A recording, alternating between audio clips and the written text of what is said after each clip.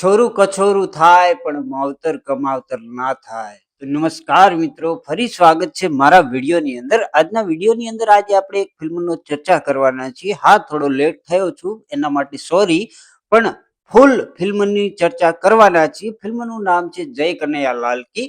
સ્ટારકાસ્ટની વાત કરીએ તો આની અંદર સિદ્ધાર્થ રાંદેરિયા, વૈશાલી ઠક્કર, હિતુ કનોડિયા અને અનેરી વાજાણી કરીને મહત્વના કલાકારો છે. ખાસ કરીને દરેક કલાકારનું પરફોર્મન્સ છે ને જોરદાર છે અને દરેકે એક્ટિંગ છે ને એમના લેવલ પ્રમાણે કરી છે. અને કહેવાય ને કે એટલી હાઈફાઈ કહેવાય ને કે ફિલ્મ નથી.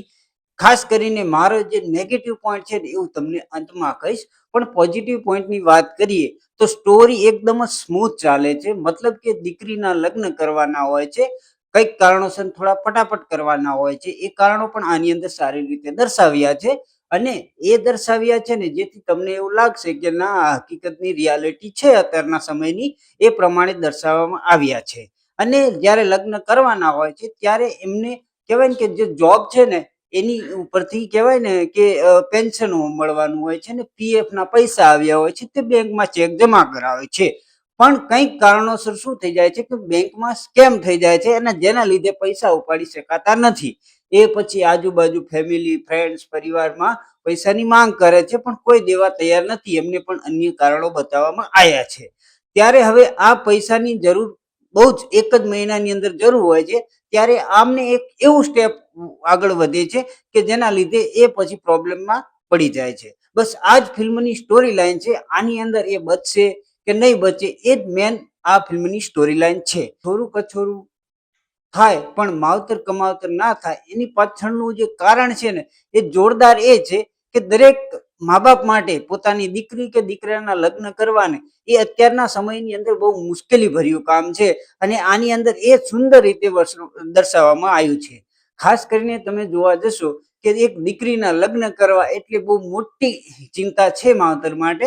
એમાં પણ જો પૈસાની પ્રોબ્લેમ હોય તો કઈ કઈ જગ્યાએ હાથ લંબાવવા પડે છે ને એ સુંદર રીતે દર્શાવવામાં આવ્યું છે.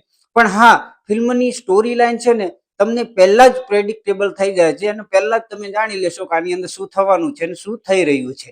ત્યારે આ ફિલ્મની સ્ટોરીને પકડવાનું જે મજબૂત પાસું છે ને એ છે સિદ્ધાર્થ રાંદેરિયા અને વૈશાલી ઠક્કર, કે જે બંનેનું જે કોમ્બિનેશન બનાવ્યું છે ને મસ્ત બતાવ્યું છે. એ વસ્તુ આની અંદર તમને સુંદર રીતે દર્શાવવામાં આવ્યું છે.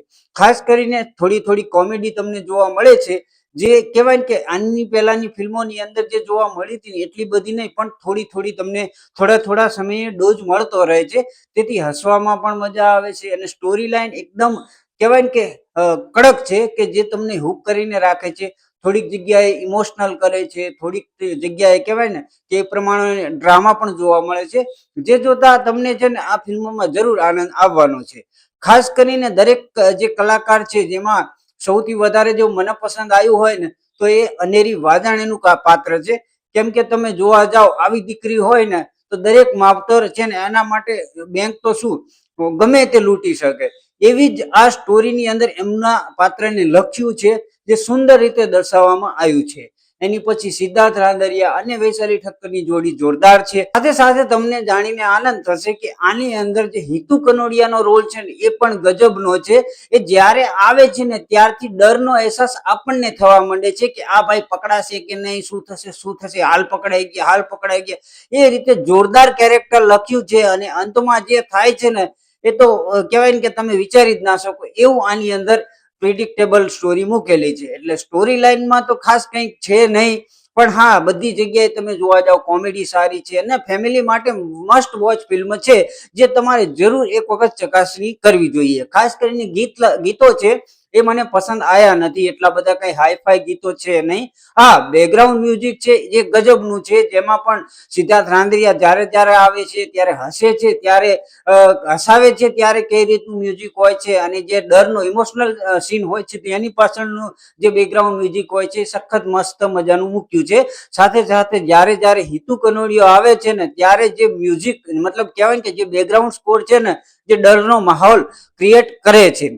તો એ પ્રમાણે જોવા જઈએ તો ફિલ્મ મસ્ટ વોચ તો છે કે આની અંદર એટલી હાઈ ફાઈ નથી. લાલો જોયા પછી આપણને એવું લાગે કે આ પણ એક ટાઈપની ફિલ્મ હશે. મને પણ સ્ટાર્ટિંગમાં ટ્રેલર જોતા એવું લાગ્યું કે આની અંદર પણ લાલોની જેમ જ સ્ટોરી હશે. એમાં પણ ચોરી કરવા જાય છે ને આમાં ચોરી કરવા જાય છે, એમાં શ્રી કૃષ્ણ બચાવે છે ને આમાં પણ ગિરધર ગોવિંદ બતાવે છે કે નહીં. એ વસ્તુ આ ફિલ્મની અંદર સ્ટોરી લાઈન જોવાની છે, જે એક વખત જોવાલાયક તો ફિલ્મ જરૂર છે. ફિલ્મના જો રેટિંગની વાત કરું તો આજ સુધી પહેલા મેં ક્યારેય રેટિંગ આપ્યા નથી. આમાં પણ હું રેટિંગ નહીં આપું. રેટિંગ આપવા માટે હજુ હું થોડો કાચો છું, એટલા માટે હું આની અંદર રેટિંગ નહીં આપું. તમે કેટલા સ્ટાર આ ફિલ્મને આપો છો એ કમેન્ટની અંદર કહી શકો છો. વિડીયો પસંદ આવ્યો હોય તો લાઈક અને ચેનલને સબસ્ક્રાઇબ કરવાનું ભૂલતા નહીં. તો મળીએ છીએ આવતા વિડીયોની અંદર. ત્યાં સુધી બધાને જય શ્રી કૃષ્ણ અને જય માતાજી.